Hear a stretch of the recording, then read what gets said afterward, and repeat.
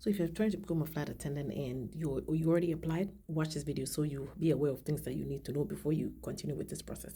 So I have my little piece of paper so I can tell you people everything that you need to know about this job. No be small things. Anyway, number one, you will not have a normal schedule. You will be, if you are coming from 9 to 5 Monday to Friday, this is not 9 to 5 Monday to Friday. You'll be working holidays, you'll be working weekends, you'll be working any unimaginable time known to man. Number two, save money because if you go into training, most companies do not pay you for training. Some of them will give you per diem. Like my company, they give us per diem. I think it was like a hundred and something per month, per week, just so you can buy food and things like that. They will provide hotel and all of those things for you to stay at during the training, because you will not be training where you live. You will be in another city. So, and another one, you have to be prepared to be away from home, especially some of us that have families. You'll be away from home at a minimum of 6 weeks. I know our own was like 6.5 weeks to 7 weeks. So know that you will be away from home and be mentally prepared for that. Save as much money as possible. I would say save at least 3 to 4 months of expenses, because that it would take that long for you to start readjusting to life. At least for us, we have a new contract, so the pay is a little bit better than it used to be before. Now, training is very intense. It's very, very intense. It's very fast paced. There's so many things you have to learn in a very short amount of time. And if you are not doing what you are supposed to do, they will send you home. If you don't pass the test, if you don't do the most of the required things, they will send you home. So it's stressful, but it's doable. As hence, case in point, I'm still here. So it was a lot for me, but I did it. The first few years will be rough. I'm 6 months in. I've already passed probation, but people can hear probation was difficult. It was very, very hard, because you know that any minute or any mistake you make, they will fire you, and then it's either you start again or you find something else to do.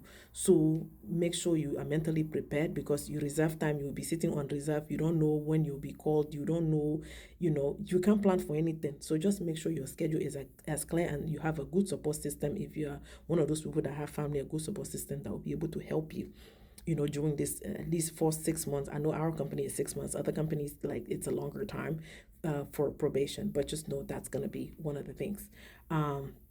The starting pay, again, it's low for most companies. Ours is much better now, so I would highly recommend, if you can apply for us, or if you already have, continue with us, because at least the starting pay is good. And again, every year you're getting raises. Every single year you get bonuses and stuff like that, so it adds up. And with this job, you can work as much as you want or as little as you want. If you want a lot of money, you can kill yourself working, but you will make lots of money. If you don't want to work, you won't make money. It's as simple as that.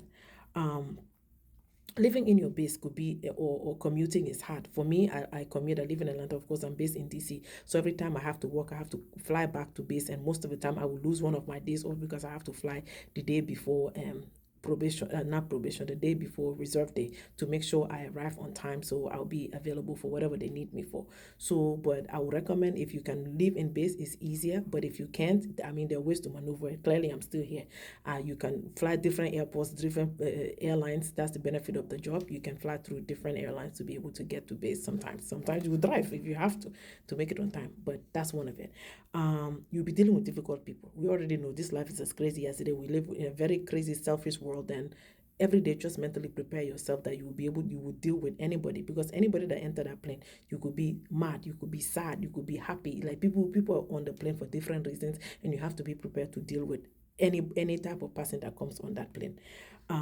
Jet lag and fatigue is going to be real. You will be working in different time zones throughout the day. Sometimes I'm in 3 different time zones in a 1 day period. I fly across the world, go to another city. You're there for 24 hours. Your body is confused. So just be prepared that those things will happen. It will take a while for your body to adjust to different time zones. Let's see. You are going to be traveling on standby. Yes, the benefits are great, but to travel out of, you're getting most of the flights for free or paying taxes. So, but you're not getting a confirmed seat. You are getting standby. So, which means sometimes when you fly standby, you already heard my standby story that one time. You sometimes you make the flight, sometimes you don't make the flight, but be mentally prepared for that. Doing this job, honestly, could be very, very rewarding. If you love people, you love to travel, and you love, you're not afraid of changes every day. This job is really, really wonderful. I love it. So, and hence the reason why I'm here. Yes, there are challenging days, but generally most of the time you will be amazed at the type of people that you fly with. Just humans in general are amazing people. Yes, you will have the one or two that's just shitty humans, but 90% of the people that you get to interact with and deal with are amazing, and it brings joy to my heart every day that I can make a change in somebody's life. I can put a smile on somebody's face, and I don't think I can ever go back to working in a corporate office. So if all of these things you have had and you still want to be flight attendant, keep going. I will come back to tell you guys how the training goes, but do you still want to do it, or are you scared now? Let me know. All right, lawyer, bye.